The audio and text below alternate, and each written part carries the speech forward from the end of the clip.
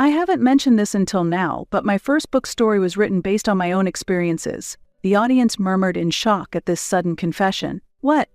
My parents, confused by the situation, were startled by the audience's reaction. I intend to ensure they never lift their heads to walk outside again. Dressed in a pure white wedding gown, I made my first and last challenge against my parents who had betrayed me. My name is Violet Howard. I am 30 years old. A life full of ups and downs and complex turns, that's the perfect way to describe it. I have a brother named Barton, who is 3 years older than me. Since childhood, with his fair skin, large eyes, and rosy cheeks, my parents would proudly show him off as if he were an angel. Even as he grew, he retained his beauty, excelled in his studies, and had such a kind personality that he was always the center of attention. In contrast, I was born large, with small eyes, and was often mistaken for a boy. I was deeply hurt when I overheard my parents laughing about how I wasn't the angelic baby they had hoped for, but instead, they were disappointed by how ugly I was. I was constantly compared to my older brother, both in appearance and performance,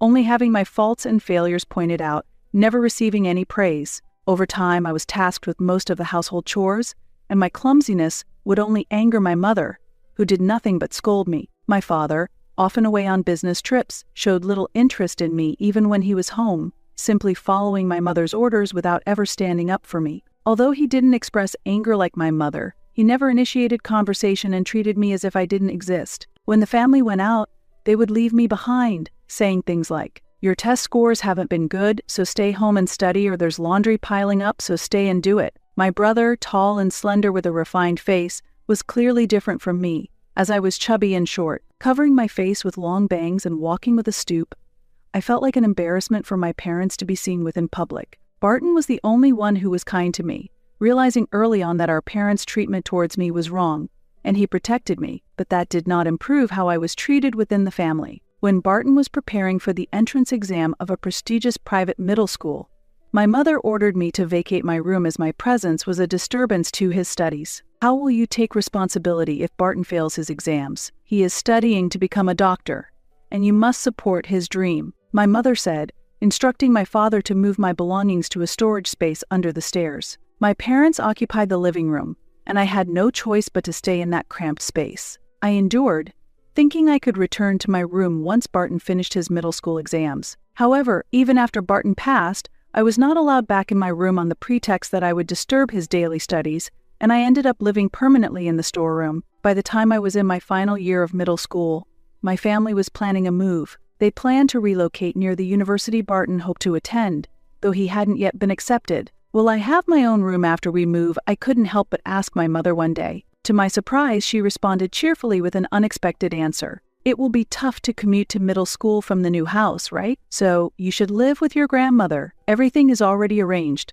What I was shocked, yet it was somewhat expected. With a successful son like Barton, my parents seemed to need nothing else. I always felt like an excess presence in the family, one that might be let go of someday. "Can I live with you again after I graduate from middle school?" I asked with a glimmer of hope, but my mother coldly replied, "No, your grandfather can't move now, and it's too hard for your grandmother to care for him alone. She's getting old, so you should help her," she said. If that was the case, why couldn't my mother take care of her own parents? Knowing that voicing my thoughts would only provoke anger, I had no choice but to keep silent. "So, there's no need for you to go to high school. Caring will keep you busy.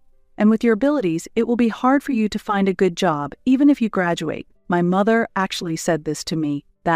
Although it was different from the prestigious school my brother attended, I had been diligently studying for the entrance exam of the school I had chosen. I used the cramped storeroom as my room, turning a cardboard box into a desk, studying late into the night. "Since your brother will be going to medical school, we will need more money. Once you graduate from middle school, you should work and contribute financially to the household. We raised you after all, so it's only natural," my mother stated. Being asked to leave home to provide care and contribute to the household finances was so unreasonable that it left my mind in turmoil. As I held back tears and remained silent, my mother sighed and said, "You really are gloomy.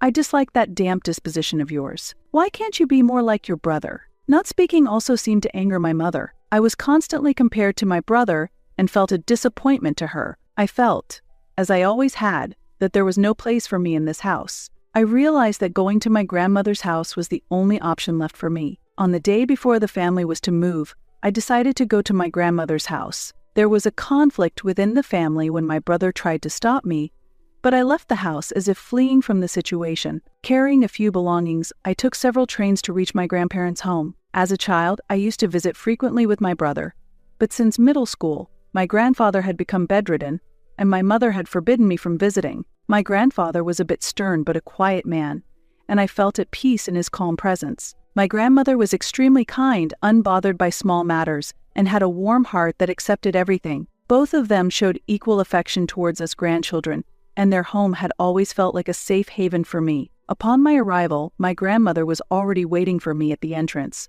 Despite some anxiety about our long-awaited reunion, she immediately burst into tears of emotion and hugged me upon seeing me. "I'm sorry.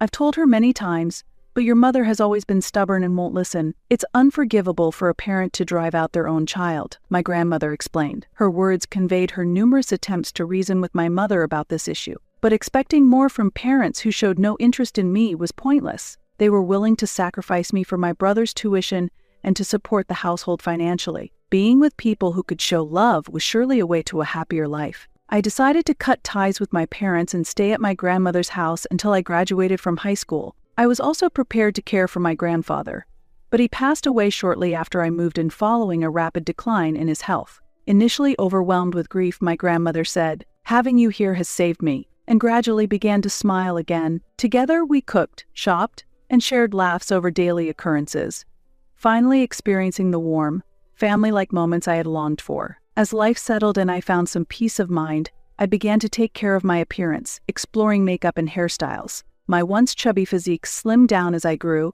and I attained a slender figure like my brother. With my improved appearance, I said goodbye to my middle school self, made new friends, and enjoyed a fun high school life. Though I worked part-time to avoid burdening my grandmother, my mother occasionally called demanding money. Thanks to my grandmother standing firm, those demands eventually stopped, but I couldn't forgive my mother's actions. When I graduated from high school, my grandmother handed me a bank book, saying, "This is what you've earned, so use it for your future." Thanks to her saving my earnings from part-time jobs, I had the opportunity to consider a broader perspective for my future. After that, I planned to move to New York, desiring a typical urban life while testing my capabilities. Above all, I wanted to earn enough to express my gratitude to my grandmother. When I told her about my plans to move to New York, she smiled and agreed wholeheartedly. As she hugged me with her frail hands, my grandmother said, "It'll be lonely, but your independence is for your own good. You are a strong and kind-hearted grandchild, and I will support you no matter where you are. If you ever have any trouble, contact me immediately, and I will come to you." "Grandma, thank you so much. I'll do my best." With the warmth of family and unconditional love my grandmother taught me, I vowed to become a respectable adult and repay her kindness. 8 years have passed since then. Now, I live a busy but fulfilling life as a young, notable novelist. Initially, when I moved to New York, I worked a clerical job at a small company while writing novels as a hobby. Writing had become a daily routine for me, a way to escape to different worlds since I didn't have a place at home. I repeatedly edited what I considered my best manuscript and mustered the courage to submit it to a Newcomers Literary Award. Winning the grand prize led to my debut as an author. Since then, with a bit of luck and a lot of support from others, I have consistently produced hit works. I thought living solely for my work wasn't bad, but then I met someone special in my life. After a year of dating a partner I met through a friend, we decided to get married. I had been skeptical about marriage due to my harsh family background, but his kindness and understanding of my past encouraged my decision. My life was full, both professionally and personally, and just as I was about to start anew and try to forget the bitter memories of my childhood, my mother suddenly appeared. "Violet, oh, how beautiful you've become," she exclaimed. It happened just as I stepped out of the entrance of the condo I live in, a sudden encounter after 8 years. It felt as if a stranger had bumped into me. My mother was like someone I was meeting for the first time. She hugged me tightly and began to talk tearfully with exaggerated gestures. "It's been so long. I just had to see you. I got your address from Grandma. I'm so happy to see how wonderfully you've grown," she said. I felt uncomfortable with her demeanor, and my skin crawled at her touch. "I had heard from Barton that you became a writer, but I had no idea you were successful enough to live in such a fabulous condo. You must be doing quite well.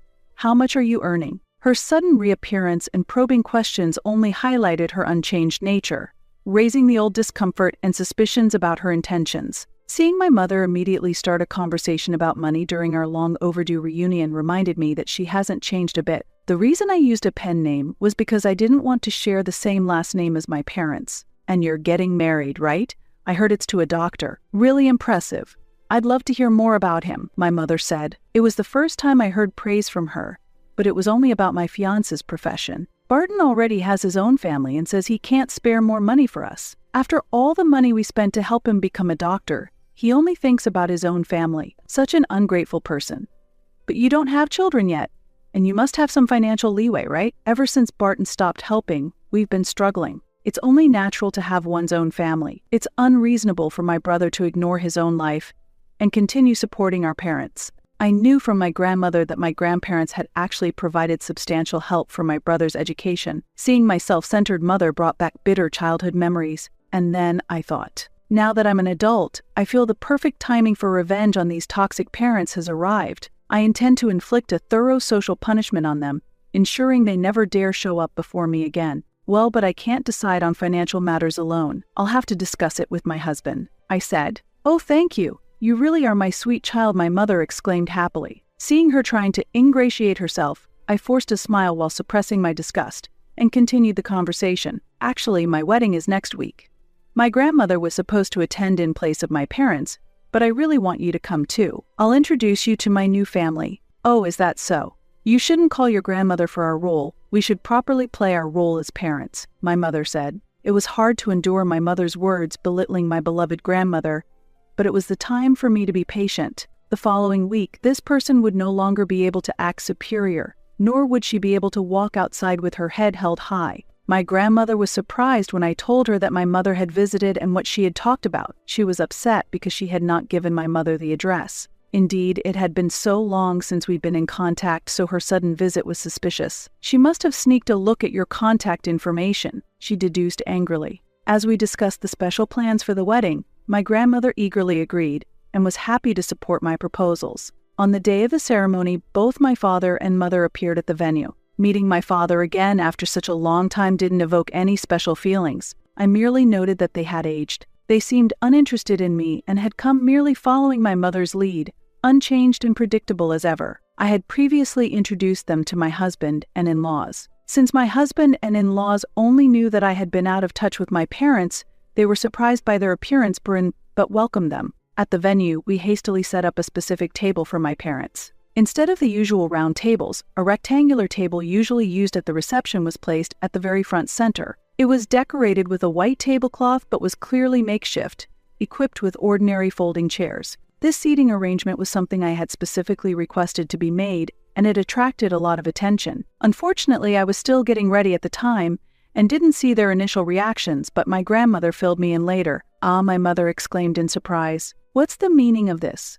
Why are we the only ones at such an embarrassing table? She complained to the venue staff. My grandmother tried to soothe her. It was a last-minute change, so it was unavoidable. Eventually, my parents were seated in the best seats at the front and center of the stage. People around them looked on curiously, but my vain mother mistook their gazes for envy and quickly adjusted her attitude, declaring, "Well, I'll endure it and sit here." My father showed no particular interest and immediately reached for a drink as soon as he sat down. For my shameless parents, even a poorly spotlighted seat seemed to pose no issue. The ceremony proceeded smoothly. Seeing my grandmother tear up and beam with joy at my appearance in the wedding dress made the whole event feel profoundly meaningful. During the highlight of the ceremony, when I read the letter of thanks to my grandmother, my mother initially objected to me reading it in front of the guests. However, I assured her, "There will be a time at the end for you and Dad to be introduced, so please listen carefully until then," convincing her to stay seated. While I read the letter, my parents showed no emotion and sat looking bored.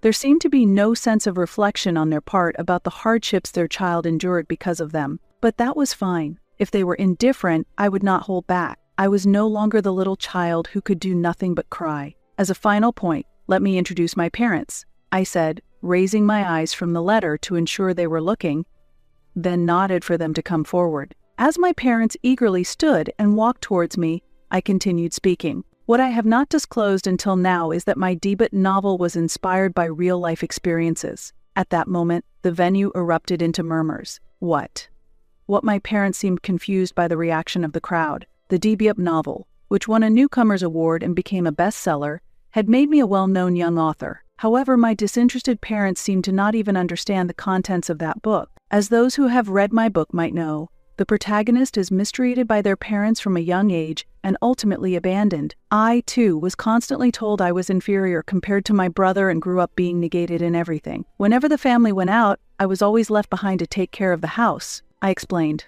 But in my 3rd year of middle school, I was discarded by my parents and told to live with my grandmother. I was forced not just to forego high school, but to work and help support their household while caring for my grandfather. Gasps of surprise rose from the venue. It's unbelievable. After treating their own daughter like that, how can they show their faces at her wedding where the criticisms heard around? These revelations not only served to expose the truth, but also to finally hold my parents accountable in the eyes of those who had once known us as a family. Such a thing was true. Truly appalling murmurs of astonishment echoed through the room. My mother attempted a rebuttal. "Violet, don't say it like that. We just asked Grandma to help out a little with raising you." Just help out? At 15, I was driven out of the house with no support for living or education expenses. What you did was simply offload your responsibilities onto Grandma. That's unforgivable, both as a parent and as a daughter, I countered sharply. My mother, lost for words, fell silent. Just like the protagonist in my book, I too faced hardships. I didn't break down because I always had Grandma who supported and loved me. My gratitude for her is what got me through. Now, coming to me for money after all this time, I will no longer call you my parents from this point on. Please disappear from my life. With that, I made a firm declaration to my parents and poured out all my feelings, resounding through the venue. Among the audience were journalists from newspapers and magazines connected to us. Seizing the opportunity, I asked them to write about today's events and to broadcast it widely to the public. I've held back from making this public before, but now I feel it's important to expose such toxic parents to prevent other children from suffering the same fate. Also, I want to convey a message that no matter how harsh the environment, there are always people around who will support you, and that never giving up can open new paths. My call received a round of substantial applause from the audience. Camera shutters clicked as the reporters began taking pictures of my parents. Stop it. Don't take pictures, my parents panicked, covering their faces with their arms. Barton, help. Everyone is misunderstanding us as bad parents. Tell them properly. Tell them we're the parents who supported you all the way through medical school. My mother cried out. That's right, we paid high tuition fees thinking of your welfare. Tell everyone that, my father added. Even at this point, they continued to deny their faults and struggled futilely. In response, my brother, who had remained silent until now, finally exploded in anger. Enough. Be quiet, he shouted across the hall, reprimanding our parents. His forceful intervention silenced them, marking a definitive end to their attempts to sway public opinion in their favor at the wedding. The narrative of my story, underpinned by their response, stood vindicated in the eyes of all present. With a sudden scream, my mother collapsed to the floor in shock. My father stood frozen, his mouth agape in astonishment. Seeing my usually calm and gentle brother raise his voice and yell was a sight that surprised not only our parents but everyone around. Graduated me from medical school? Your true intent was to have me earn as a doctor. I had different dreams, but you dismissed them as unprofitable and forced the path of a doctor on me. Day in and day out, you pressured me, saying we're even going into debt for this and your sister is enduring for your sake, only adding to my suffering as a child. My brother revealed. His confession shocked me. He too had been struggling alone under our parents' pressure. When Violet was kicked out, I truly wanted to go with her and escape to Grandma's. I was worried about Violet and wanted to leave the house too, but Grandma stopped me, saying, "Don't abandon your situation for your parents. Do it for your own future." That was the first time both our parents and I had heard this. I had no idea my brother had been carrying such feelings all this time. At first, I was forced into it, but eventually, I came to want to help people as a doctor. Grandma saw that in me and advised me to use even the worst parents to realize my dreams, telling me Violet will be okay without her belief in me. I would have run away instead of becoming a doctor. Now that you can't extract money from me and are even trying to profit from the daughter you discarded, it's clear there is a problem with you as human beings. I want to make it clear at this point, I am severing ties with you, so please never show yourselves to us again, my brother declared firmly. Overwhelmed by his resolute stance, our parents were left speechless. As cameras began to click once more, they panicked and started running towards the venue's exit. Their fleeing figures were also captured on camera. My brother and I exchanged a look and nodded at each other. We are adults now. No longer will we allow ourselves to be manipulated by such toxic parents. I'm sorry things turned out this way. I apologized to my husband, who had quietly observed everything. He smiled kindly in return. I am truly grateful for his acceptance and support of the plan. If it means you are freed from your past, then it's all worth it, Violet. And your brother was impressive too. He encouraged me. My husband, 7 years older than me, has always been a pillar of support, offering the words I needed. Thank you. I expressed my gratitude. 8 years since leaving home, I had overcome many challenges and finally built a family and home with someone I truly cherish. I am deeply grateful for this happiness. 7 years after the wedding turmoil. Now at 30, I am blessed with a 6-year-old son and a 4-year-old daughter. My husband, a doctor, used to have a hectic schedule but left his position at the university hospital to take over his family's clinic. This change has given him more time to spend with us. Recently, we enjoyed a family vacation with my grandmother and hosted a Christmas party with my brother's family. Celebrating Christmas together, we deepened our familial bonds in ways I couldn't have imagined in the past. It brought me immense happiness. As for my parents, the incident at the wedding attracted more attention than expected, and the backlash they received was severe. Initially insisting they were blameless, the cold stares and criticism from relatives, friends, and neighbors eventually led them to reduce their public activities. They significantly damaged their social credibility and, finding it very difficult to continue their former lifestyle, decided to move to a remote rural area where nobody knew them. In this new place, they managed with day labor while slowly depleting their modest savings, trying to live as inconspicuously as possible. However, their nature hasn't changed, and their conversations often include bragging, clearly taking pride in their urban origins, which makes it hard for them to fit in with the local community. I heard about their situation from a trusted journalist friend, and many now know of them as my toxic parents who stirred public uproar. I am convinced that cutting ties with them was a wise decision, achieving my goals of ensuring they could not raise their heads to go outside and never appear before me again especially brought me a great sense of relief. Meanwhile, the unexpected turn of events at the wedding not only made headlines but also brought renewed attention to my debut novel, leading to an unexpected and exciting opportunity for it to be adapted into a drama. Though I wasn't fortunate with my parents, I am blessed with a wonderful brother and a loving grandmother. Now I am building a happy family life with my loving spouse, surrounded by our delightful children. I couldn't ask for more happiness than this. Tomorrow is Grandma's birthday, so let's make lots of special dishes, I called out to the children playing in the yard, and they all cheered in joy. At that moment, their bright, shining smiles and hearty laughter warmed my heart further, deepening my love and appreciation for